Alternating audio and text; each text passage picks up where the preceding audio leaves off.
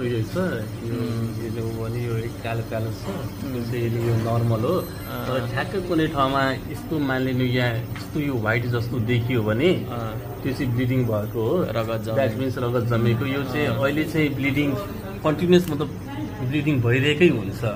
अनि योभन्दा जस्तो यो नर्मल हो, तर ठ्याक्कै यहाँ चाहिँ यस्तो यो साइडमा कालो देखियो भने त्यो चाहिँ ब्लड जमेर क्लट भएको पुरानो ब्लड हो, इस्केमिक। यति हामीले बुझ्नुपर्ने हुन्छ। हुन त धेरै कुरा हुन्छ तर इमर्जेन्सीको लागि यति बुझ्नुपर्ने हुन्छ। अनि यहाँ यो केसमा अनि यो जुन भन्नुभयो नि यो चाहिँ यो हेमेटोमा हो।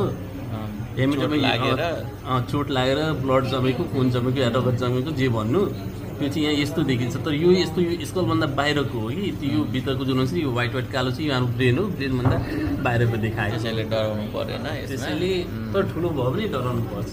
अनि यस्तो टाउकोमा चोट लाग्यो भने डराउनु पर्ने कति बेला हो? बेहोस भएको, टाउकोमा चोट लाग्यो भने बेहोस भएको, एकभन्दा धेरै उल्टी भएको, त्यो ठुलो मान्छेमा हुन्छ। सानो बच्चा छ भने हामी 2 वर्षभन्दा कमको छ या 18 महिनाभन्दा ऊ छ भने एन्टेरियर प्लान्टेर फ्रन्टेल हेर्ने, त्यो चाहिँ अलिकति फुलेको छ बल्किङ छ भने त्यो कुराहरू हेर्नुपर्ने। त्यसमा त बढ्ने गर्नु पर्यो होइन।